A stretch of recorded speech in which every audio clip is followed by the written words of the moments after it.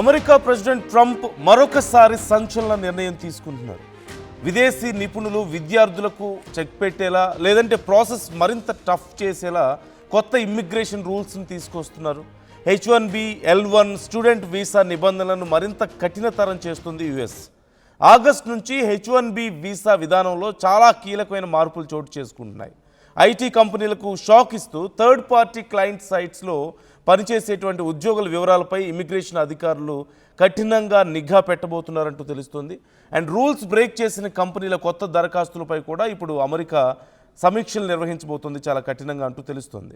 చదువు పూర్తయ్యే వరకు ఉండేటువంటి డ్యూరేషన్ ఆఫ్ స్టేటస్ విధానానికి కూడా అమెరికా ఇప్పుడు గుడ్ బై చెప్పబోతుంది. ఇకపై అంతర్జాతీయ విద్యార్థులకు అమెరికాలో నిర్దిష్ట కాల పరిమితి మాత్రమే విధింపు ఉంటుంది. అది దాటితే అక్కడ ఉండడానికి అవకాశం ఉండదు. And they need to go through the process again, మళ్ళీ అప్లై చేసుకోవాల్సిన పరిస్థితి. ఫిబ్రవరి 2027 నాటికి స్టెమ్, ఓపీటీ అలాగే సిపిటి రూల్స్ ట్రంప్ సర్కారు మార్చబోతున్నట్లుగా తెలుస్తుంది. ఈ నెల నుంచే వర్క్ పర్మిట్ ఆటోమేటిక్ పొడిగింపు కూడా నిలిపివేయబోతున్నారు. H4 వీసాదారులకు కూడా ఉద్యోగ గండం ఉంది అంటూ కూడా చెప్తున్నారు. ఇలా చాలా అంశాలకు సంబంధించి చాలా కఠినతరంగా నిబంధనలు మారుతున్నాయి, కొత్త రూల్స్ వస్తున్నాయి. అండ్ ఇది ఖచ్చితంగా ఐటీ ఉద్యోగులకైనా సరే విద్యార్థులకైనా సరే ఇబ్బందికరంగా ఉండబోతుంది అని చెప్తున్నారు. సో వాట్ ఎగ్జాక్ట్లీ హ్యాపెనింగ్, ఇక్కడ ఏం జరుగుతోంది అసలు? మనం చాలా ఫ్రీక్వెంట్గా ఇలాంటి వార్తలు వింటూ ఉన్నాం. H1B వీసాలకు సంబంధించి లేదంటే విద్యార్థులకు సంబంధించిన వీసాలు ఇవన్నీ కూడా మరింత టఫ్ అవుతున్నాయి. సాఫ్ట్వేర్ ఉద్యోగులకు టఫ్ అవుతుంది, అక్కడ ఉన్న వాళ్ళకి ఇబ్బంది అవుతుంది. లేదంటే బర్త్ రైట్ సిటిజన్షిప్ గురించి రీసెంట్గా సుప్రీంకోర్టు ఒక తీర్పు అయితే ఇచ్చింది. బట్ ఇంకా అది పూర్తిగా క్లారిటీ రావాల్సి ఉంది, గవర్నమెంట్ అప్రోచ్ ఏ విధంగా ఉండబోతుంది అనేది. సో ఇలా చాలా అంశాలకు సంబంధించి యుఎస్ అసలు ఎందుకు ఇంత స్ట్రిక్ట్ చేయడానికి ప్రయత్నిస్తుంది అనేది మనం డిస్కస్ చేయబోతున్నాం. మనకున్నటువంటి చాలా డౌట్స్ని, ఇన్ కేస్ మీకు ఇలాంటి విషయాల్లో ఏదైనా డౌట్స్ ఉంటే మాతో షేర్ చేసుకోండి. కామెంట్ బాక్స్లో మీరు కామెంట్ చేయండి. నేను ఈ అంశాలను అడ్రస్ చేయబోతున్నాను. భూమిరెడ్డి సాయి శ్రీనివాస్ రెడ్డి గారు మనతో జాయిన్ అవుతున్నారు, immigration attorney. So Sai Srinivas Reddy garu, thank you so much for joining with us. మీ వాయిస్ రావడం లేదు, నాకు మ్యూట్లో ఉన్నట్లుంది, ఒకసారి చెక్ చేసుకోరా. It's clear now. So viewers మీకు ఏదైనా డౌట్స్ ఉంటే కామెంట్ సెక్షన్లో నాతో షేర్ చేసుకోండి. నేను ఆ డౌట్స్ని కూడా అడుగుతాను శ్రీనివాస్ రెడ్డి గారిని అడిగి మనం డీటెయిల్స్ తెలుసుకుందాం. Once again thank you so much Srinivas Reddy గారు. సో అంటే మేము ఈ మధ్య కొన్ని వార్తలు రెగ్యులర్గా వింటున్నాం, మేము చెప్తున్నాం ఏవో చేంజెస్ జరుగుతున్నాయి వీసాల విషయంలో, స్టూడెంట్స్కి టఫ్ అవుతుంది, ఎంప్లాయీస్కి టఫ్ అవుతుంది, అక్కడ ఉన్న వాళ్ళకు కూడా కొంచెం ఇబ్బందికరంగా మారుతోంది అని చెప్పి చాలామంది ఇక్కడికి అసలు మన దేశం రావాలంటేనే భయపడ్డారు మొన్నటి వరకు కూడా. ఇప్పుడు కూడా సిచ్యువేషన్ అలాగే ఉందంటున్నారు. సో ఒకసారి వస్తే మళ్ళీ వెళ్ళగలుగుతారో లేదో తెలియడం లేదని చాలా రకాలు అంటున్నారు. అంటే 1 by 1 మనం స్పెసిఫిక్గా ఆ డిఫరెంట్ వీసాస్ గురించి మాట్లాడుకునే ముందు ఇక్కడ ఇలాంటి ఈ మాటల్ని మనం ఉపయోగించవచ్చా? అంటే యుఎస్ టఫ్ చేస్తుంది, ఈ ప్రాసెస్ని టఫ్ చేస్తుంది, చాలామందికి ఇబ్బందిగా ఉంది అక్కడ ఉన్న వాళ్ళకైనా కొత్తగా వెళ్ళాలనుకున్న వాళ్ళకైనా అని సింపుల్గా ఒక స్టేట్మెంట్ మనం చెప్పొచ్చా? ఒకవేళ if answer is yes, why they are doing this? Okay, అంటే అది స్ట్రిక్టర్ అండ్ టఫర్ అనేది చేస్తుంది మాత్రం అదైతే వాస్తవం సార్. గత మనం సంవత్సరన్నర కాలం నుండి చూసుకుంటే అంటే వివిధ సందర్భాలలో అంటే స్టార్టింగ్ నుండి మనము last year birth right citizenship కానీ లేకపోతే 100K రూల్ కానీ మళ్ళీ డ్యూరేషన్ ఆఫ్ స్టేటస్ కానీ ఇవన్నీ రూల్స్ అనేది అంటే సమయం వారీగా వాళ్ళు తీసుకొని వస్తూ రావడం జరుగుతుంది అంటే గత సంవత్సరంన్నర నుండి. సో దానికి మనం హోల్ సినారియోలో చూసుకుంటే ఇమిగ్రేషన్ అనేది చాలా టఫ్ చేస్తున్నారు. అంటే ఇక్కడ ముందులాగా ఇక్కడ ఉన్న ఈ చట్టాల్లో కొన్ని లుసుకులు కానీ ఎవరే కానీ వాడుకోకుండా దాన్ని కూడా చాలా స్ట్రిక్టెంట్ గా చేసి ఇక్కడికి వచ్చే వాళ్ళు తప్పకుండా ఆ ఆక్యుపేషన్ కానీ చదువుకోవడానికి వచ్చిన వాళ్ళు చదువుకొని వెళ్ళిపోయే విధంగా కంప్లీట్ గా సిస్టమ్ అనేది స్ట్రీమ్లైన్ చేస్తున్నారని చెప్పచ్చు సార్ మనం. అంటే ఇప్పుడు ఇవన్నీ చేయడం దేనికోసం స్పెసిఫిక్గా అంటే అక్కడికి వస్తున్నటువంటి నంబర్ని కంట్రోల్ చేయడం గురించా, లేకపోతే ఇల్లీగల్ ఇమ్మిగ్రెంట్స్ని కంట్రోల్ చేయడం, వచ్చే వాళ్ళ ట్రాన్స్పరెన్సీని పెంచడం కోసమా? ఎలా చూడొచ్చు మనం?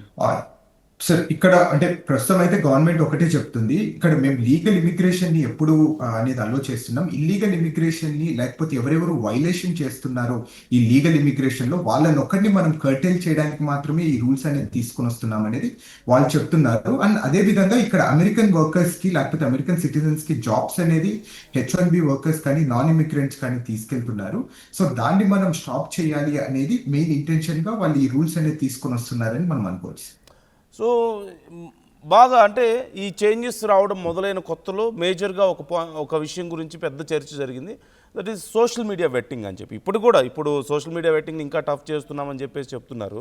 సో సోషల్ మీడియా వెట్టింగ్ అంటే మన అకౌంట్స్లో మనం ఏమేమి పోస్ట్ చేసాం మనం వాళ్ళకి అంటే లాక్ చేసి కాకుండా ఓపెన్గా ఉంచాలని చెప్పారు. Okay, but what exactly they go through, అసలు ఏం చెక్ చేస్తారు ఈ సోషల్ మీడియా వెట్టింగ్లో? అండ్ ఒకవేళ సోషల్ మీడియా వెట్టింగ్ వల్ల ఇబ్బంది పడిన వాళ్ళు కానీ పడుతున్న వాళ్ళు కానీ ఉన్నారు అంటే ఎలాంటి కంటెంట్ ఆర్ పోస్టుల వల్ల ఎలాంటి జాగ్రత్తలు తీసుకోవాలి ఈ విషయంలో అసలు? ఓకే సార్, ఫస్ట్ మనం సోషల్ మీడియా వెట్టింగ్ అనేది గత సంవత్సరం అంటే డిసెంబర్ ఆ టైం కన్నా ముందు నవంబర్ ఆ టైంలో వైట్ హౌస్ దగ్గర ఒక చిన్న అటాక్ జరగడం జరిగింది సార్. అంటే ఒక వ్యక్తి అసైలం లో వచ్చి అక్కడ ఏదో చిన్న గన్ ఫైర్ అనేది జరగడం, దాని తర్వాత మాత్రమే ఈ సోషల్ మీడియా వెట్టింగ్ అనేది వచ్చింది. అప్పుడు గవర్నమెంట్ ఏమనిందంటే ఇప్పుడు ఒక వ్యక్తి అంటే ఇప్పుడున్న ఈ డిజిటల్ ఎరాలో ఏ ఆలోచన ఉన్నా కానీ తను ఏం చేయాలనుకుంటున్నారు అనేది కంప్లీట్ గా క్లియర్ గా గూగుల్లో క్లియర్ గా కనపస్తుంది. అంటే మన ఆలోచనలు కానీ లేకపోతే మనం ఏ విధంగా నడుచుకుంటున్నాము అనేది కంప్లీట్ గా మనం సోషల్ మీడియాలో పెట్టేస్తున్నాం. సో దాని ద్వారా వాళ్ళని అసెస్ చేయడానికి అంటే వాళ్ళు ఏమైనా నేషనల్ థ్రెట్ కానీ ఏమన్నా యాంటీ సోషల్ ఎలిమెంట్స్ కానీ వాళ్ళు ఏమైనా ఎక్స్ట్రీమిస్ట్ ఐడియాలజీకి ఏమన్నా వాళ్ళు అనుగుణంగా వర్క్ చేస్తున్నారు అనేది చాలా క్లియర్ గా తెలిసిపోతుంది. అంటే మనం పెట్టే పోస్టులు కానీ మనం రాసే పోస్టులు కానీ ఏ విధంగా. సో దాన్ని పట్టుకొని వీళ్ళు వీళ్ళు యాంటీ సోషల్ ఎలిమెంట్స్ లేకపోతే వీళ్ళు నేషనల్ సెక్యూరిటీకి థ్రెట్ గా ఉంటారు అనేది వాళ్ళు చెక్ చేసిన తర్వాత మాత్రమే మనకు వీసా అనేది ఇస్తారు అనేది చెప్పడం జరిగింది. ఇక్కడ వాళ్ళు ముఖ్యంగా చూసేది ఏంటంటే అంటే 10 సంవత్సరాల లేకపోతే 5 సంవత్సరాల క్రితం మనం సోషల్ మీడియా ఎప్పుడు ఆన్ చేసుకున్నామో ఆ రోజు నుండి మనం చూస్తారు. అంటే ఇప్పుడు ఒక లాస్ట్ ఇయర్ ఒక చిన్న ఎగ్జాంపుల్ చెప్తాను సార్. ఏమైందంటే ఈ సోషల్ మీడియా వెట్టింగ్ జరిగిన తర్వాత ఒక విద్యార్థి అంటే మన భారతదేశం చెందిన విద్యార్థి ఎక్కడో స్టూడెంట్ వీసా ఉన్న టైంలో ఒక చోట పార్ట్ టైం వర్కింగ్ చేయడం జరిగింది. అంటే ఒక రెస్టారెంట్ లోనే దేంట్లో చేసినప్పుడు అక్కడ ఫోటో పెట్టడం జరిగింది.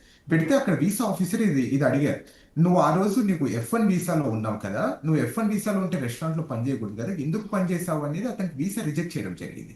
సో ఇలాంటి సందర్భాలు అనేది జరుగుతాయి. అంటే ఎందుకు సోషల్ మీడియా వెట్టింగ్ అనేది అంటే గత 5-10 సంవత్సరాల్లో మనం ఏం చేస్తున్నాం ఏం చేయాలనుకుంటున్నాం అనేది క్లియర్ గా దాంట్లో డిజిటల్ ఫుట్ ప్రింట్ అనేది జరుగుతుంది. కాబట్టి దాని ద్వారా వాళ్ళు ఈ సోషల్ మీడియా వెట్టింగ్ అనేది తీసుకొని రావడం జరిగింది. I don't know how comfortable you are to answer this question. అంటే జనరల్గా ఒక లేమ్యాన్ పర్సెప్షన్లో చూసినా లేదంటే కొంచెం పొలిటికల్ యాంగిల్లో చూసినా సరే పర్టికులర్గా ఇండియా విషయంలో యుఎస్ ఏదో కొంత ఇబ్బంది పెట్టే ప్రయత్నం స్ట్రిక్ట్ చేసే ప్రయత్నం జరుగుతుంది అని కొంతమంది ఒపీనియన్. నేను లేమ్యాన్ పర్సెప్షన్ అని అందుకే అన్నాను. వీ డోంట్ నో ఎగ్జాక్ట్గా ఏంటి అనేది. ఇప్పుడు మీరు అక్కడ ఉన్నారు, అందులో ఇమ్మిగ్రేషన్ అటార్నీ కాబట్టి మీకు ఇంకా బెటర్ ఐడియా ఉంటుంది కాబట్టి I'm trying to rise this point. So what you say about this? Sir అంటే లేమన్ పర్సెప్షన్ కానీ లేకపోతే ఇండియన్ పర్స్పెక్టివ్ రైట్ నౌ మాత్రం అదే ఉంది సార్. ఎందుకంటే మోస్ట్ ఆఫ్ ద పీపుల్ అంటే ఇక్కడ ఇండియా నుండి ఇక్కడికి చాలా మంది సుమారు లాస్ట్ ఇయర్ 2024 to 2025 సుమారు 3.5 లక్షల మంది విద్యార్థులు అమెరికాకు చదువుకోవడానికి వచ్చింది ఒక్క సంవత్సరంలోనే. అంటే దాని మీనింగ్ ఏంటంటే ప్రతి స్ట్రీట్ కి ఒక విద్యార్థి అమెరికాలో ఉండడం జరిగింది సార్, అంటే ఆల్ ఓవర్ ఇండియా. సో అందుకు మనము ఏ చిన్న రూల్ తీసుకొని వచ్చినా కానీ లేకపోతే వీళ్ళు ఇక్కడ నార్మల్ గా జరిగే రూల్ మేకింగ్ ప్రాసెస్ లో జరిగినా కానీ మనం ఎక్కువ ఎఫెక్టెడ్ ఎందుకుంటున్నాం అంటే చాలా మంది పాపులేషన్ ఇండియా నుండి ఇక్కడికి రావడం వల్ల మనం ఎక్కువ ఎఫెక్టెడ్ అనుకుంటున్నాం సార్. అంటే ఈ ఇమిగ్రేషన్ రూల్స్ అనేది it's not only applicable to Indians, it's all applicable to all over world అనేది నా పాయింట్ సార్ ఇక్కడ. అంటే మీ నుంచి ఆ విషయం చెప్పించడం అనేది కూడా నా ఉద్దేశం. యాక్చువల్లీ అంటే నేను చెప్పడం కంటే మీరు చెప్తే ప్రజలకు అది ఇంకో క్లియర్గా రీచ్ అవుతుంది.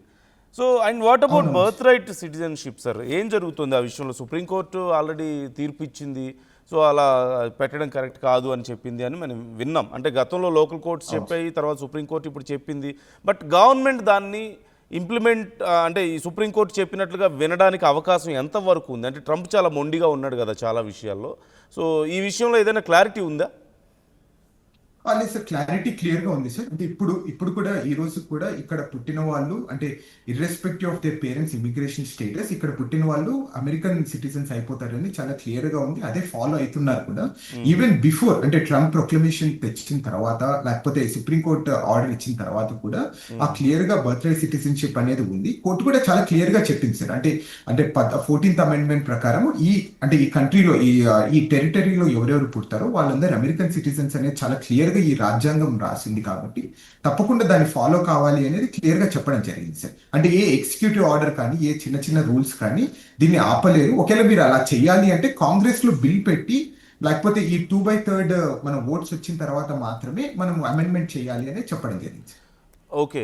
అండ్ రీసెంట్గా జరిగినటువంటి అంటే కొత్తగా కొన్ని మార్పులు చేర్పుల విషయానికి వచ్చినప్పుడు ఓవరాల్గా వీసాలు అన్నిటి విషయంలో కామన్గా ఏమైనా మేజర్ చేంజెస్ ఉన్నాయా? అంటే రూల్స్ చేంజ్ అవ్వడం కానీ లేదంటే ఏవైనా కొన్ని నిబంధనలు మరింత స్ట్రిక్ట్ అవ్వడం కానీ ఇలాంటివి కామన్గా చెప్పుకుంటే ఓవరాల్గా ఇప్పుడు కొత్తగా అమెరికా రావాలి అనుకుంటున్న వాళ్ళకి కానీ లేదంటే అక్కడ ఉండి ఒక లిమిటెడ్ టైం పీరియడ్తో చదువుకుంటున్న వాళ్ళు లేదంటే ఉద్యోగాలు చేసుకుంటున్న వాళ్ళకి సంబంధించి మనం మాట్లాడుకోదగిన విషయాలు ఏమైనా ఉన్నాయా స్పెసిఫిక్గా? ప్రస్తుతానికి మనము విద్యార్థులకు అంటే ముఖ్యంగా నెక్స్ట్ ఇయర్ అంటే నాకు తెలిసి ఒక నెలలో నుండి మన ఇండియా నుండి చాలా మంది విద్యార్థులు రావడం జరిగింది సార్. దీని గురించి మనం ముఖ్యంగా డ్యూరేషన్ ఆఫ్ స్టేటస్ గురించి మనం ఎక్కువ బాగా క్లియర్ గా మాట్లాడుకోవచ్చు సార్ ప్రస్తుతానికి.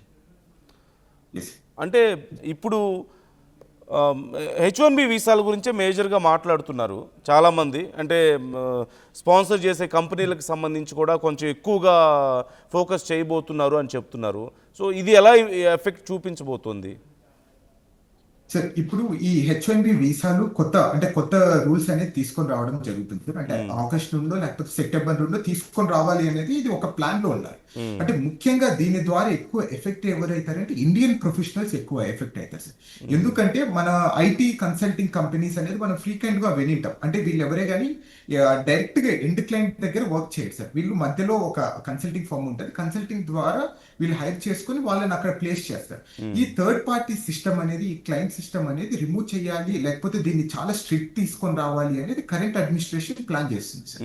అట్లనే ఇంకొకటి ఏంటంటే ఈ నాన్ ప్రాఫిట్ ఆర్గనైజేషన్స్ అనేది మనం వినిటాం. అంటే ఇప్పుడు హాస్పిటల్స్ కానీ లేకపోతే స్కూల్స్ కానీ రీసెర్చ్ ఇన్స్టిట్యూషన్స్ కానీ వీళ్ళందరూ ఏంటంటే ఇప్పుడు మనం ప్రతి సంవత్సరం మార్చి నెలలో మనం లాటరీకి అనేది వెళ్తాం కదా సార్. 85,000 లాటరీలోకి మనం వెళ్ళి మనము H1B పిక్ అయిన తర్వాత మనం వర్క్ చేయడం మొదలు పెడతాం. కానీ ఈ నాన్ ప్రాఫిట్ వాళ్ళకు ఈ క్యాప్ ఎగ్జామ్ సార్. వీళ్ళందరూ అంటే వీళ్ళు ఏ లాటరీకి వెళ్ళరు. వీళ్ళు ఎప్పుడు కావాలంటే అప్పుడు ఫైల్ చేసుకొని తీసుకొని రావచ్చు. కానీ ఇప్పుడు కరెంట్ అడ్మినిస్ట్రేషన్ ఏం చేస్తుందంటే దీన్ని డిఫరెన్షియేట్ చేస్తుంది. అంటే ఎవరు నాన్ ప్రాఫిట్ అఫిలియేటెడ్ కిందికి వస్తారు, ఎవరు రారు. అంటే ఇప్పుడు కొన్ని స్కూల్సే వస్తాయి, కొన్ని స్కూల్స్ రావు. ఎందుకు రావు అనేది చాలా రూల్స్ అనేది తీసుకొని రావాలని వీళ్ళు ప్లాన్ చేస్తున్నారు సార్. సో ఇంకొకటి ఏంటంటే ముఖ్యంగా మనం ఎఫెక్ట్ అయ్యేది పెద్ద పెద్ద కంపెనీలు ఉన్నాయి కదా సార్. ఇప్పుడు ఇన్ఫోసిస్ కానీ లేకపోతే విప్రో కానీ పెద్ద పెద్ద కన్సల్టింగ్ ఫర్మ్స్ వీళ్ళకు పబ్లిక్ లా ఫీ అనేది ఒకటి ఉంటుంది సార్. అంటే సుమారు $4,000 కట్టాలి. అంటే more than 50% of the employees H1B L1 లో ఉన్న వాళ్ళు మాత్రమే ఇది కడతారు సార్. దీని ద్వారా ఏమైతుందంటే సుమారు $4,000 కట్టాలి అంటే కొత్తగా ఎక్స్టెన్షన్స్ కానీ లేకపోతే అమెండ్మెంట్స్ కానీ చాలా ఇబ్బందికరంగా మారిపోతుంది సార్ మన వాళ్ళందరికీ. అంటే ఇక్కడ ఈ హైరింగ్ అనేది చాలా కెపాసిటీ తగ్గిపోతుంది IT consulting companies. Okay. And ఇప్పుడు కొత్తగా US రావాలి అనుకుంటున్న విద్యార్థులకి ఎస్పెషల్ చదువుకోవడానికి అక్కడికి రావాలనుకుంటున్న వాళ్ళకి మీ సజెషన్ ఏంటి? ఏ విషయాల్లో కేర్ఫుల్గా ఉండాలి వాళ్ళు? ఓకే, ముందుగా ఈ డ్యూరేషన్ ఆఫ్ స్టేటస్ అనే దాని గురించి మనం ఒక సెకండ్ డిస్కస్ చేద్దాం ప్లీజ్. అంటే ఇక్కడ అమెరికాలో డ్యూరేషన్ ఆఫ్ స్టేటస్ అనేది ఏంటంటే సార్, ఒక విద్యార్థి అమెరికాకి వచ్చిన తర్వాత అతని స్టేటస్ అనేది అతను ఎన్ని రోజులు చదువుకుంటారో అన్ని రోజులు ఈ కంట్రీలో ఉండొచ్చు అనేది డ్యూరేషన్ ఆఫ్ స్టేటస్. దాని మీనింగ్ అంటే లిటరల్ తెలుగులో మీనింగ్. సో ఇప్పుడు నెక్స్ట్ ఏం చేస్తున్నారంటే దాన్ని ఫిక్స్డ్ అమౌంట్ ఆఫ్ టైం అనేది తీసుకొని వస్తున్నారు. ముఖ్యంగా ఈ డ్యూరేషన్ ఆఫ్ స్టేటస్ అనేది ఎందుకు తీసుకొని వచ్చారంటే ముఖ్యంగా ఇప్పుడు పిహెచ్డి చదవాలనుకుంటాం సార్. పిహెచ్డి సుమారు 5 సంవత్సరాలు ఎవరిదే కానీ పూర్తి కాదు. అంటే దాంట్లో 10 సంవత్సరాలు పడుతుంది, 15 సంవత్సరాలు పడుతుంది. అంటే ఆ క్రిటికల్ సబ్జెక్ట్ బట్టి. అందుకు ఆ 2000 సంవత్సరంలో ఇక్కడ గవర్నమెంట్ అనేది వద్దు, మనం ఎక్కువ స్టూడెంట్స్ మీద రిస్ట్రిక్షన్స్ తీసుకొని రావడం వల్ల వీళ్ళకి ఏమైనా చదువులకు ఇబ్బందికరంగా ఉంటుంది అనేది అందుకే ఈ డ్యూరేషన్ ఆఫ్ స్టేటస్ అనేది రూల్ తీసుకొని రావడం జరిగింది. కానీ ఇప్పుడు ఏం చెప్తున్నారంటే వీళ్ళు ప్రతి విద్యార్థికి 4 సంవత్సరాలు మాత్రమే మేము వీసా ఇస్తాము, 4 సంవత్సరాల కన్నా ఎక్కువ ఉండాలి అనుకుంటే వాళ్ళు మాకు అప్లై చేయాలి. అంటే మేము దేనికి ఉండాలనుకుంటున్నాము, దేనికి వర్క్ కా, లేకపోతే మేము చదువుకోవాలన్నా హయ్యర్ ఎడ్యుకేషన్ కా, దేనికి అని కారణం చెప్పిన తర్వాత మాత్రమే యుఎస్సిఎస్ అప్రూవల్ తర్వాత మాత్రమే వీళ్ళు ఈ కంట్రీలో ఉండడానికి అవకాశం ఉంది సార్. కానీ ముందు ఏంటంటే just department of designated school officer చేతుల్లోని ఈ అధికారాలన్నీ ఉంటాయి. కానీ ఇప్పుడు యుఎస్సిఎస్ కి తీసుకుంటుంది. దీని ద్వారా ఏమవుతుందంటే ఇప్పుడు మనం చూస్తున్నాం లాంగ్ ప్రాసెసింగ్ డేస్ కానీ, లాంగ్ ప్రాసెసింగ్ అప్లికేషన్స్ కానీ, దీని ద్వారా ఏమన్నా విద్యార్థులకు చదువులకు ఏమన్నా ఆటంకంగా వచ్చే అవకాశం చాలా ఎక్కువగా ఉంది సార్. యా, అంటే ఇప్పుడు అలా ఇబ్బంది పడి వెనక్కి వచ్చిన వాళ్ళు లైక్ ఫర్ ఎగ్జాంపుల్ ఒక 4 years 5 years టైం ఉంటుంది చదువుకోవడానికి వస్తారు, లేదు ఇంకో 1-2 years వాళ్ళకి ఎక్స్ట్రా టైం అవసరం అయ్యి ఒకవేళ ఈలోపు ప్రాసెస్ అవ్వకపోయినా ఇంకేదైనా సమస్యలున్నా ఇక ఖచ్చితంగా వెనక్కి వచ్చేయాల్సిన పరిస్థితేనా అక్కడ? ఈ రూల్ ప్రకారం ఎట్టి పరిస్థితుల్లో వెనక్కి వచ్చేయాల్సిన అవకాశం చాలా ఎక్కువగా ఉన్నాయి సార్. అదే ఈ రూల్లో చాలా ప్రాబ్లమాటిక్ ఉంటుంది సార్. యా, అంటే అప్పుడు వాళ్ళు అప్పటి వరకు అక్కడ చదివిన చదువు కానీ అవన్నీ ఇక వేస్ట్ అయిపోయినట్లు అవుతుంది కదా? అవునవును సార్. అది చాలా అంటే ఇబ్బందికరంగా ఉంటుంది. అంటే దీని ద్వారా విద్యార్థులు చాలా ప్రొయాక్టివ్ గా ఉండాలి సార్. అంటే జరుగుతున్న ఇమిగ్రేషన్ రూల్స్ కానీ, లేకపోతే మాకు తెలియదు, మాకు ఇది జరుగుతుంది, ఈ రూల్ ఉందని మాకు తెలియదు అనే ఒక ఎక్స్క్యూజ్ అనేది మన విద్యార్థులు ఎక్కువగా ఇవ్వకూడదు. ఒకవేళ అలాంటిది ఏదైనా ఎక్స్క్యూజ్ అనేది ఇస్తే మనం ఇమిగ్రేషన్ స్టేటస్ అని ఇబ్బందికరంలో ఉంటుంది సార్. అండ్ ఇంకొకటి సార్, ఇక్కడ మెయిన్ గా ఎక్కడ ప్రాబ్లం వస్తుంది అంటే కొంతమంది విద్యార్థులు ఇప్పుడు ఫర్ ఎగ్జాంపుల్ ఇప్పుడు కాలిఫోర్నియాలో లేకపోతే ఎండలు ఎక్కువ ఉంటాయి సార్. కొంతమందికి ఎండ అనేది ఎక్కువ పడదు. సో వాళ్ళు అప్పుడు ఏం చేస్తారంటే ఇక్కడికి వచ్చిన తర్వాత కాలేజ్ చేంజ్ అయిపోతారు. అంటే కొంచెం వెదర్ మంచి కండిషన్ లో ఆ కాలేజ్ చేంజ్ అయ్యే ప్రొవిజన్ కూడా ఈ డ్యూరేషన్ ఆఫ్ స్టేటస్ ఆ మొత్తం హోల్ రూల్ లో రిమూవ్ చేయబడుతుంది సార్. అంటే అట్లాంటి ఇక్కడికి వచ్చిన తర్వాత మీరు ఏ వీసాలో వస్తారో ఆ వీసాలో పెట్టుకున్న యూనివర్సిటీలో మాత్రమే మనం చదవాల్సిన అవకాశం ఎక్కువగా ఉంది సార్. లేదు అనుకుంటే మనం రిటర్న్ వెళ్ళిపోవాలి. ఓకే, అంటే యూఎస్కి రావడానికి ముందు సోషల్ మీడియా వెట్టింగ్ కానీ ఇంకోటి ప్రాసెస్ అంతా చాలా టఫ్గా చేయడం వల్ల సరే ఇల్లీగల్ ఇమిగ్రెంట్స్ని ఆపడానికి ప్రయత్నాలు చేస్తున్నారు అనుకోవడానికి అవకాశం ఉంది. బట్ వన్స్ అక్కడికి వచ్చి ఇన్ కేస్ వాళ్ళకి కొంచెం ఎక్కువ టైం అవసరమైనా సరే లేదు అది కూడా మేము అంత ఈజీగా ఇవ్వమని చెప్పేసి అలా ఇబ్బంది పెట్టే ప్రయత్నం, దీనివల్ల ఏం ఎక్స్పెక్ట్ చేస్తున్నారు అక్కడ?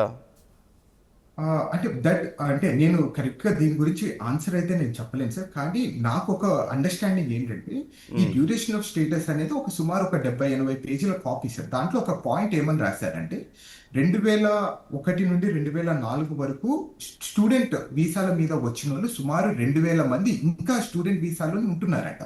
అంటే వాళ్ళు ఈ స్టూడెంట్ డ్యూరేషన్ ఆఫ్ స్టేటస్ అనే ఒక చిన్న ఆ పాయింట్ ని వాడుకొని అంటే సుమారు 20-25 సంవత్సరాలు విద్యార్థి వీసాలోనే ఉన్నారు, వీళ్ళని ఎవరే కానీ ఓవర్సీ చేయడం లేదు, దీన్ని ఎవరు అరికట్టడం లేదు అనేది వాళ్ళు చెప్తున్న పాయింట్. ఓకే ఓకే, అంటే ఇలాంటివి ఎక్కువ జరిగిందచ్చేమో తీసుకొని ఎక్కువ చదువుకునే దానికంటే కూడా ఇక మిగతా వాళ్ళు కంటిన్యూ అయిపోతున్నారు అక్కడే ఆ దేశంలో ఉండిపోతున్నారు ఆ రీజన్ని చూపించుకొని అనేది వాళ్ళ ఇది. ఓకే ఓకే, వాళ్ళు చెప్తున్న ఆర్గ్యుమెంట్.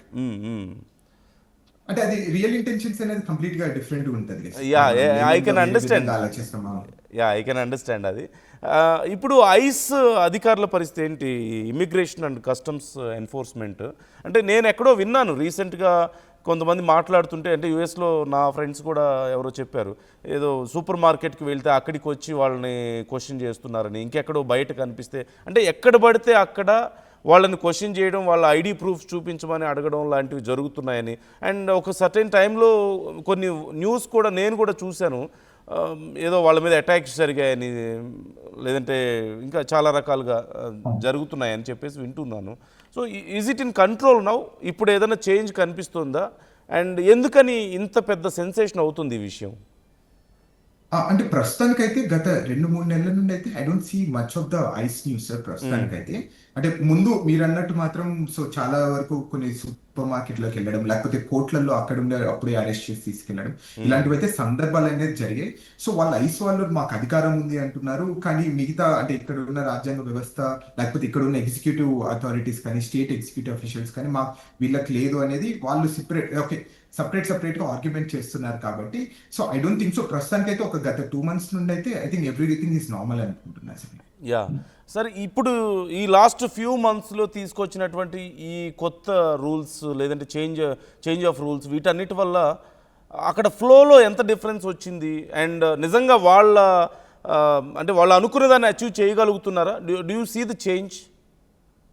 సార్ అంటే ఇప్పటికైతే ఆ పాజిటివ్ చేంజ్ అయితే నాకు ఎక్కడే కానీ ప్రస్తుతానికి కనపరాలేదు. అంటే ఎంతవరకు ఇల్లీగల్ ఇమిగ్రేషన్ ని అరికట్టగలిగారు, లేకపోతే legal immigration, mass legal migration ఎంతగా స్టాప్ చేయగలిగారు అనేది సో ఐ కెనాట్ ఆన్సర్. కానీ ఒక విషయంలో కానీ ఏం చెప్పగలను అంటే సార్, సో చాలా మంది సో గత సంవత్సరం నుండి భారతదేశం నుండి కానీ లేకపోతే వివిధ దేశాల నుండి ఇక్కడికి వచ్చి చదువుకోవాల్సిన విద్యార్థులు చాలా అధిక శాతంలో తగ్గిపోవడం జరిగింది సార్. అంటే సుమారు 50 నుండి 60% వరకు కంప్లీట్ గా కట్ డౌన్ చేయడం జరిగింది. అంటే వివిధ దేశాల వైపు మన భారతీయ విద్యార్థులు ముఖ్యంగా చూస్తున్నట్టు ఆస్ట్రేలియా కానీ యూకే కానీ అవును. సో అమెరికాకు వచ్చే వాళ్ళు చాలా వరకు తగ్గిపోవడం జరిగింది. ఈవెన్ ప్రొఫెషనల్స్ కూడా సార్, H1B ప్రొఫెషనల్స్ కూడా మీరు చూసుకుంటారు, ఇందాకే మనం మాట్లాడుకున్నాం. అంటే పెళ్లిళ్ళు కూడా ఇండియాలోనే ఆన్లైన్ లో చేసేసుకుంటున్నారు అవును. పెళ్లిళ్ళు అవును. కూడా ఈ మధ్య అనుకోని.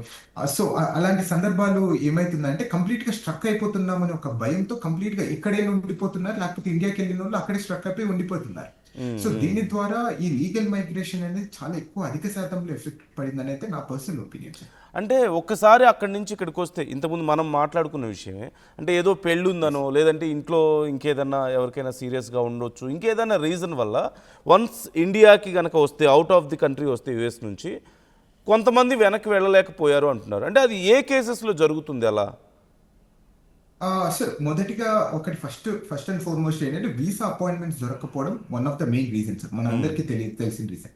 సెకండ్ రీజన్ నేను అనుకోవడం ఏంటంటే కొంతమందికి ఇక్కడ క్రిమినల్ కేసెస్ ఉండడం జరుగుతుంది. అంటే క్రిమినల్ కేసెస్ అంటే డ్రంక్ అండ్ డ్రైవ్ కానీ, రెక్లెస్ డ్రైవింగ్ కానీ, లేకపోతే డొమెస్టిక్ వైలెన్స్ కానీ, ఇలాంటి కేసులు ఏమైనా వచ్చినప్పుడు వీళ్ళకు వీసా అనేది రివోక్ అయిపోతుంది సార్. అంటే ఓకే. వీళ్ళ సో ఇమిగ్రేషన్ నేషనాలిటీ యాక్ట్ ప్రకారము వీళ్ళు అంటే అగేన్స్ట్ నేషనల్ సెక్యూరిటీ కానీ కొన్ని కారణాల వల్ల వీళ్ళ వీసా రివోక్ అయిపోతుంది. వీళ్ళు ఏం చేస్తున్నారంటే అది క్రాస్ చెక్ చేయకుండా ట్రావెల్ చేస్తున్నారు. ఒక్కసారి వీసా రివోక్ అయిపోయిన తర్వాత వాళ్ళ కంట్రీలోకి రాలేదు. సో ఇది one of the main important reason. అంటే నేను లాస్ట్ ఇయర్ సేమ్ అంటే ఒక 2-3 నెలల క్రితం కూడా ఒక డిబేట్ లో పాల్గొన్నప్పుడు ఒక వ్యక్తి చెప్తారు సార్, పెళ్లి కోసం అని వెళ్తున్నారట. పెళ్లి కోసం అని వెళ్ళిపోయి తనకేదో ఒక చిన్న క్రిమినల్ ఛార్జెస్ అనేది ఉంది, రెక్లెస్ డ్రైవ్. తను ఇండియాకి వెళ్ళిపోతానే తన వీసా రివోక్ అయిపోయి అక్కడే కంప్లీట్ గా స్ట్రక్ అయిపోయారు. అంటే తను ఇప్పుడు రాలేని పరిస్థితి. So okay. అంటే ఇలాంటివి మన వాళ్ళు కొంచెం చాలా కేర్ఫుల్ గా ఉండాలి. అంటే మనం కాన్స్టెంట్ గా మన వీసా స్టేటస్ ఏంటి, లేకపోతే మనం ఏ పరిస్థితుల్లో ఉన్నాం, మనం లీగల్ స్టేటస్ మెయింటైన్ చేస్తున్నామా లేదా అనేది మనం ప్రొయాక్టివ్ గా ఉండి అప్పుడప్పుడు చెక్ చేసుకోవాలనేది నా సజెషన్ సార్ అందరికి. ఓకే. అంటే బర్త్ రైట్ సిటిజన్షిప్ విషయంలో అంత స్ట్రిక్ట్ చేయడానికి ఇంకేదైనా రీజన్ ఉందా? అంటే కొంతమంది అలాంటి ఒక సిస్టమ్ని మిస్యూజ్ చేశారని కూడా గతంలో నేను విన్నాను. అంటే అక్కడికి వెళ్ళి అక్కడ పెళ్ళిళ్ళు చేసుకొని అక్కడ వాళ్ళని ఇంటెన్షనల్గా జస్ట్ ఫర్ ఇలాంటి రైట్స్ రావడం కోసం ఇలా చేశారని కూడా కొన్ని నేను విన్నాను. సో అదే రీజనా, లేకపోతే ఇంకేదైనా రీజన్ ఉందా ఈ విషయంలో ట్రంప్ అంతగా పట్టుపట్టడానికి? అంటే గవర్నమెంట్ చెప్పేది మాత్రం అదే రీజన్ చెప్తున్నారు సార్. అంటే ఏ దేశాలు కానీ ప్రపంచ దేశాల్లో సుమారు నీకు 50-60% అంటే సుమారు 70% మంది దేశాలకి ఎక్కడే కానీ బర్త్ సిటిజన్షిప్ అనేది లేదు. మనం ఎందుకు పెడుతున్నాము, దీని ద్వారా బర్త్ టూరిజం అనేది జరుగుతుంది. అంటే ఎవరెవరు అమెరికన్ పౌరులు కావాలి అనుకుంటున్నారు వాళ్ళ పేరెంట్స్ ఇక్కడికి వచ్చేసి పిల్లల్ని కనిన తర్వాత వాళ్ళు అమెరికన్ సిటిజన్స్ అయిపోతున్నారు, దీన్ని మిస్యూజ్ చేస్తున్నారు అనేది వాళ్ళు చేస్తున్న ఆర్గ్యుమెంట్. కానీ మనము గుణాంకాల లెక్కల ప్రకారం కానీ అఫీషియల్ డేటా కానీ ఎక్కడే కానీ ఈ బర్త్ టూరిజం జరుగుతుంది, లేకపోతే వీళ్ళు దీనికోసమే వచ్చారు అనే దానికి ఎక్కడే కానీ మనకు ప్రస్తుతం అయితే డేటా లేదు. So I don't think so అది ఆర్గ్యుమెంట్ కూడా చేయడానికి మనం వ్యాలిడ్ గా కాదు. ఈవెన్ కోర్టు కూడా కొట్టిపడేసింది దీని గురించి. అంటే బర్త్ రేట్ టూరిజం ఉంది అంటున్నారు, కానీ ఎక్కడ ఉంది దాని కదా గుణాంకాలు ఎక్కడే కానీ లేవు కదా అనేది కోర్టు కూడా చెప్తుంది. ఓకే. అండ్ ఇప్పుడున్న పరిస్థితుల్లో కంపెనీస్కి కండిషన్ ఎలా ఉంది? అంటే చాలా కంపెనీస్ ఇప్పుడు ఈ వీసా విషయాల్లో మార్పులు కానీ వీటన్నిటి వల్ల చాలా ఇబ్బంది పడుతున్నారు, సిచ్యువేషన్ టఫ్ అవుతుంది అంటున్నారు. So what kind of problems they are facing? అంటే can you elaborate it little bit? Okay sir, simple గా సార్ ఇప్పుడు ఐటీ కన్సల్టింగ్ కంపెనీస్ అనేది ముఖ్యంగా మన మోస్ట్ పీపుల్ అంటే లేకపోతే ముఖ్యంగా భారతీయ విద్యార్థులు ఎక్కువ దాంట్లోనే వర్క్ చేస్తూ ఉంటారు. సో ఇప్పుడు ఏమైతుందంటే వీళ్ళు ఏదైనా పాస్ట్ గత 2-3 సంవత్సరాల్లో ఏదైనా వైలేషన్స్ చేశారా లేదా అనే దాని గురించి ఆడిట్స్ అనేది ఇస్తున్నారు సార్. అంటే ఇన్వెస్టిగేషన్స్ అనేది మొదలు పెడుతున్నారు. అంటే మనం 2-3 నెలల క్రితం చూసుకుంటే టెక్సస్ లో కంప్లీట్ గా ఈ ఐటీ కన్సల్టింగ్ కంపెనీ సుమారు 30 నుండి 40 ఐటీ కన్సల్టింగ్ కంపెనీస్ మీద ఇన్వెస్టిగేషన్స్ చేశారు. అంటే ఏంటంటే వీళ్ళు ఏం మిస్టేక్స్ చేశారు, H1Bలో ఏమైనా వైలేషన్స్ చేశారా లేదా, వీళ్ళు USCIS కి కరెక్ట్ గా ఫీజు కడుతున్నారా లేదా, లేదు అనుకుంటే వీళ్ళు కరెక్ట్ గానే ఎంప్లాయీస్ ని హైర్ చేసుకుంటున్నారా లేదా, లేకపోతే ఏదో జస్ట్ నామకే వాస్తు వీళ్ళు పెట్టుకుంటున్నారా లేదా అని క్రాస్ చెక్ చేయడానికి ఈ ఆడిట్స్ అనేది చేస్తున్నారు సార్. ఈ ఆడిట్స్ లో ఒకవేళ చిన్న ఏ తప్పు జరిగినా కానీ దాంట్లో ఉన్న ఎంప్లాయీస్ కానీ లేకపోతే ఐటీ కన్సల్టింగ్ కంపెనీస్ కానీ చాలా ఇబ్బంది పడే అవకాశం చాలా ఎక్కువగా ఉన్నాయి సార్ దీని ద్వారా. Okay. And what about this H1B వీసాకి సంబంధించి $1,00,000 అనేది తీసుకొచ్చారు కదా సార్.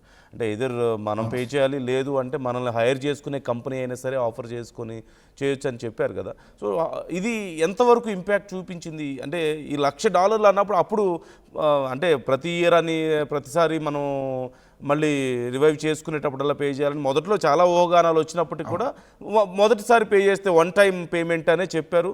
అంతవరకు కొంతమంది కొంత రిలీఫ్గా అనిపించినప్పటికీ కూడా బట్ స్టిల్ $1,00,000 అనేది చిన్న విషయం కాదు కదా. సో ఇది ఇంపాక్ట్ ఎంతవరకు ఉంది ఆ తర్వాత? సార్ అంటే 100K ఫీ విషయంలో మాత్రం మోస్ట్ సక్సెస్ఫుల్ అయ్యారు సార్. అంటే వాస్తవానికి ఎందుకంటే ఈ రోజు మనం చూసుకుంటే లాస్ట్ ఒక మార్చి నెలలో జరిగిన H1B లాటరీలో ఎవరే కానీ అంటే భారతదేశం నుండి కానీ వివిధ దేశాల నుండి వాళ్ళు H1B బయట ఉన్న వాళ్ళు ఎవరు వేసుకోలేదు. అంటే ఇక్కడ ఎవరు కంట్రీలో ఉన్నారో వాళ్ళు ఒకరు మాత్రమే H1B వీసాస్కి అప్లై చేశారు. వాళ్ళకి ఒకరికి పిక్ అయింది సార్. ఎందుకంటే బయట ఉన్న వాళ్ళు ఎవరైనా అప్లై చేసుకుంటే ఈ 100K ప్రొక్లమేషన్ అనేది ఇన్వాల్వ్ అవుతారు. సో అందుకు they are most successful on 100K విషయంలో సార్. అండ్ ఇంకొకటి ఏంటంటే ఎంత ఇంపాక్ట్ అయిందా లేదా అనేది మన రీసెంట్ గా జరిగిన ఒక సెనెట్ డిస్కషన్స్ లో సుమారు 82 మంది ఎంప్లాయర్స్ ఈ 100K డబ్బులు కట్టి ఎంప్లాయీస్ వివిధ దేశాల నుండి అమెరికాకి తీసుకొని రావడం జరిగిందని చెప్తున్నారు సార్. 82 మంది ఎంప్లాయీస్ అంటే అంటే ఎన్ని వేల కోట్ల డబ్బులు వచ్చిందో మీరు ఒకసారి అర్థం చేసుకోవచ్చు. యా. అండ్ అంటే ఒక జనరల్ క్వశ్చన్ నేను అడుగుతున్నాను. ఈ మధ్య ఏవో కొన్ని వీడియోస్ చూస్తున్నాను, మీరు కంఫర్టబుల్గా ఉంటేనే దీని గురించి మాట్లాడవచ్చు. అంటే కొంత భారతీయుల మీద అక్కడ కొంత ప్రజల్లో కూడా వ్యతిరేకత పెరుగుతోందని చాలా కొన్ని వీడియోస్, వెళ్ళిపోండి మీ దేశానికి, ఇక్కడ ఎందుకున్నారు మీరు, మా దేశాన్ని దోచుకుంటున్నారనో ఇలా రకరకాల కొన్ని హేట్రెడ్ కనిపిస్తూ కొన్ని వీడియోస్ నేను సోషల్ మీడియాలో కూడా చూస్తూ వస్తున్నాను. So what is the situation? Reality ఎలా ఉంది అక్కడ ఉన్న ప్రజలకి, లేదంటే అక్కడి వ్యవస్థలో నిజంగానే మన మీద అంటే ట్రంప్ లాంటి వాళ్ళు కూడా కొంతవరకు భారతీయులు ఇక్కడ ఉద్యోగాలు దోచేసుకుంటున్నారంటూ కొన్ని స్టేట్మెంట్స్ చేసిన సందర్భాలు చూసాం కాబట్టి, సో అదేమన్నా కొంచెం ట్రిగ్గర్ చేసిందా అలాంటి స్టేట్మెంట్స్, అలాంటి ఒక ఐడియాలజీ డెవలప్ అవ్వడం లాంటివి? సార్ అంటే టు ద హోల్ పర్స్పెక్టివ్ గా అంటే నా పర్సనల్ ఒపీనియన్ కూడా నేను ఇక్కడ చెప్పాలనుకుంటున్నాను సార్. అంటే లక్షలో ఎక్కడొక చోట ఒక వ్యక్తి అనేది ఉంటాడు సార్. అంటే ఇట్లాంటివి ఏదన్నా కొంచెం ఇష్యూస్ చేయాలి లేకపోతే కొంచెం అగేన్స్ట్ గా మాట్లాడాలి అనేది లక్షలో ఒకరు ఉంటాడు సార్. దాని గురించి మనం ఎక్కువ ఆలోచించుకొని అదేదో అంటే ఒక కమ్యూనిటీని పర్టికులర్ గా టార్గెట్ చేస్తున్నారు అనే దాని గురించి మనం హోల్ సినారియోగా మనం ఎప్పుడు ఆలోచించకూడదు. దాని గురించి పెట్టుకో లక్షల్లో తప్పకుండా ఒకటి చెడ్డోడు ఉంటాడు, ఒకటి మంచోడు అనేది ఉంటాడు సార్. సో మనం ఎప్పుడున్నా కానీ మంచోళ్ళ గురించి మనం ఆలోచించాలి. ఎందుకంటే మనల్ని దేశం అనేది హోల్ హార్టెడ్ గా మనల్ని వెల్కమ్ చేసింది కాబట్టి ఎక్కడో ఒకడేదో మాట్లాడాడు, ఒక వ్యక్తి మనల్ని ఏదో అన్నారంటే మనం ఏదో హేట్రెడ్ ఉంది అనేది మనం ఇప్పుడు అనుకోకూడదు అనేది నా పర్సనల్ ఒపీనియన్. యా, అంటే జస్ట్ ఆ విషయాన్ని ఒకసారి అడ్రస్ చేయడమే నా ఉద్దేశం. అంటే చాలా మంది ఇక్కడ అలాంటి వీడియోస్ చూసి చాలా మంది ఏదో అయిపోతుంది అక్కడ అనుకుని భయపడుతున్న వాళ్ళు ఉన్నారు. సో అందుకని నేను ఆ విషయం మాట్లాడాను యాక్చువల్లీ. అవునవును సార్. అంటే మనం ఈ దేశం అంటే హోల్ హార్టెడ్ గా మనల్ని వెల్కమ్ చేసింది కాబట్టి అంటే అక్కడక్కడ ఉంటారు, మనం దాన్ని అంటే భూతద్దం పెట్టుకొని దాన్ని చూడకూడదు. మనం ఇంకా more on the positive side, good side మనం చూడాలి అనేది నా పర్సనల్ ఒపీనియన్ సార్. అంటే మీకు కానీ ప్రేక్షకులు కానీ అందరికి. యా, సో ఇప్పుడున్నటువంటి పరిస్థితుల్లో కొత్తగా అక్కడికి చదువుకోవడానికి రావాలనుకుంటున్న విద్యార్థులకి, లేదంటే జాబ్ కోసం రావాలనుకునే వాళ్ళకి వాట్ యూ సజెస్ట్? అంటే ఇది పూర్తిగా అంతా బాగుంది, యూ కెన్ కమ్ అని చెప్పొచ్చా? మీరు చెప్పగలుగుతారా? So I can say that అంటే పూర్తిగా అంతా బాగానే ఉంది సార్. అంటే so there is nothing issues here. ఏంటంటే ఇమిగ్రేషన్ అనేది మోర్ స్ట్రిక్ట్ అవుతుంది, మోర్ స్ట్రింజెంట్ గా అవుతుంది. అంతకు మించి సో అఫ్ కోర్స్ గా అమెరికా అనేది తప్పకుండా ల్యాండ్ ఆఫ్ ఆపర్చునిటీగా ఇప్పుడు ఉంటది అనేది నేను ఎప్పుడు అనుకుంటున్నాను sir. So there is nothing to worry. ఎందుకంటే మనం ఈ దేశానికి వచ్చినప్పుడు ఇక్కడున్న చట్టాన్ని కానీ ఇక్కడున్న వ్యవస్థని మనం గౌరవించి దీనికి అనుగుణంగా మనం వెళ్ళాలి. అంటే మాకు తెలియదు, మాకు ఇమిగ్రేషన్ రూల్స్ అనేది తెలియదు అనే ఒక ఎక్స్క్యూజ్ అనేది ఎప్పుడే కానీ ఇవ్వకూడదు అనేది నా హోల్ పాయింట్. ఇప్పుడు వచ్చే విద్యార్థులు ముఖ్యంగా లేకపోతే H1B ప్రొఫెషనల్స్ కానీ అంటే ప్రస్తుతం జరుగుతున్న అప్డేట్స్ అంటే దీని ద్వారా మనం ఎలా ఇంపాక్ట్ అవుతున్నాము లేకపోతే మనం పాజిటివ్ సైడ్ ఉన్నామా లేదా అనేది చేసుకున్న తర్వాత మాత్రమే మనం ఈ దేశానికి రావాలి అనేది నా మోర్ పాజిటివ్ సైడ్. డిపెండెంట్ వీసాల విషయంలో కూడా ఇలాగే మారుతున్నాయా రూల్స్? ఆ విషయంలో ఏదైనా స్ట్రిక్ట్ అవుతుందా? అవును సార్, డిపెండెంట్స్ విషయంలో కూడా చాలా స్ట్రిక్ట్ గానే అవుతుంది అనేది మనకు క్లియర్ గా తెలుస్తుంది సార్. మనం చూసుకుంటాం ఈఏడి విషయం అనేది మనం చూసుకుంటున్నాం సార్. ఎంప్లాయ్మెంట్ ఆథరైజేషన్ డాక్యుమెంట్ అనేది అంటే ఇది ఎవరికి ఇస్తారంటే ఎవరికి I-140 అంటే గ్రీన్ కార్డ్ ప్రాసెస్ లో ఉంటారో వాళ్ళ స్పౌసెస్ కి ఈ ఈఏడి కార్డ్ అనేది ఇస్తున్నారు సార్.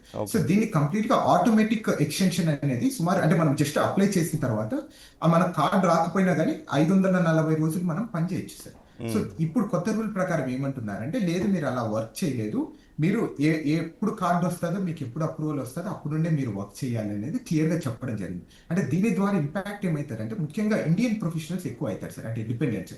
ఎందుకంటే మన గ్రీన్ కార్డ్ రావాలంటే సుమారు 20 నుండి 30 సంవత్సరాలు, లేకపోతే కొన్ని న్యూస్ ఛానల్స్ మనం చూస్తున్నాం అంటే ఆర్టికల్స్ కానీ 70 సంవత్సరాలు 100 సంవత్సరాలు అని కూడా మనం చూపిస్తున్నారు మనం అంటే లెక్క అంటే ఫ్యూచర్ ఆస్పెక్ట్ లో.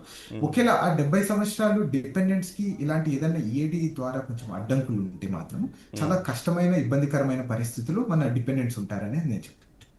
యా చాలా విషయాలు మాట్లాడుకున్నాం శ్రీనివాస్ రెడ్డి గారు. మరొకసారి మరిన్ని డీటెయిల్స్ మనం మాట్లాడదాం ఇంకా ఏదైనా క్రూషియల్ అప్డేట్స్ వచ్చిన తర్వాత. మీరు స్పెసిఫిక్గా ఏదైనా విషయాన్ని ఆర్టీవీ వ్యూవర్స్కి చెప్పాలనుకుంటున్నారంటే పర్టికులర్గా ఏదైనా పలానా విషయం చాలా ఇంపార్టెంట్ అని చెప్పదగింది ఏదైనా ఉందా ఈ సందర్భంగా? అంటే ప్రస్తుతానికి అయితే నేను అంటే అందరికి ప్రేక్షకులకు ఒకటి చెప్పాలనుకుంటున్నా సార్. రీసెంట్ గా కొంతమంది మన అంటే ముఖ్యంగా అంటే వివిధ ఈ స్టూడెంట్స్ కానీ లేకపోతే ముఖ్యంగా భారతీయ విద్యార్థుల్లో కొంతమంది ఈ ట్రాప్స్ అనేది లోబడిపోతున్నారు సార్. అంటే ఈ స్కామ్స్ లలో పాపం వాళ్ళు తెలియకోకుండా ఇన్వాల్వ్ అయిపోతున్నారు. అంటే ఇక్కడ మనం కూడా ఈ మధ్య న్యూస్ లో చూసుకుంటాం, ఈ ఓల్డ్ ఏజ్ పీపుల్ దగ్గరికి వెళ్ళి డబ్బులు కలెక్ట్ చేసుకున్నప్పుడు మన పోలీసులు వచ్చేసి ఇక్కడ రీసెంట్ గా ఒక వీడియో బాగా వైరల్ అయింది. అంటే సో అలాంటివి అంటే మనము జస్ట్ దాంట్లో పావుగా మనల్ని వాడుకొని ఇలాంటి అంటే మన వల్నరబుల్ సిచ్యువేషన్ ని వాడుకొని ఇలా కొంతమంది మనల్ని ట్రాప్ చేస్తున్నారు. ఆ ట్రాప్ లో మీరు ఎప్పుడే కానీ పడాకండి. మనం ఇక్కడికి వచ్చిండేది ఏంటి, సుమారు 60-70 లక్షలు మనం ఖర్చు పెట్టి చదువుకోవడానికి వచ్చాం, మంచి బంగారు భవిష్యత్తు కోసం వచ్చాం.